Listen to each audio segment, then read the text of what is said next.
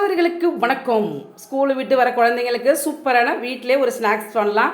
வாங்க சகோதரிகளே பார்க்கலாம். நான் கேழ்வரகு மாவு எடுத்திருக்கேன், ஒரு கப்பு.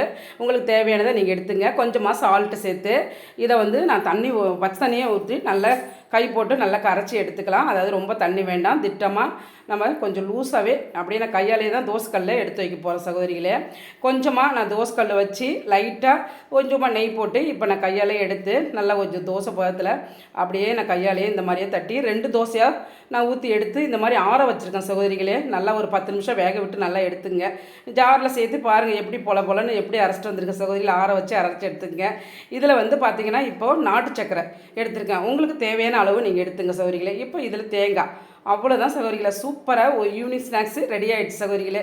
குழந்தைங்க ஸ்கூல் விட்டு வந்தோடனே இந்த மாதிரி செஞ்சு கொடுங்க சகோதரிகளே. ரொம்ப ஹெல்த்தியான ஒரு ரெசிபின்னு சொல்லலாம். சூப்பராக இருக்கும். நீங்கள் பெரியவங்கலேருந்து குழந்தைங்கலேருந்து சாப்பிட்லாம் சகோதரிகளே. சப்போர்ட் பண்ணுங்கள் சகோதரிகளே.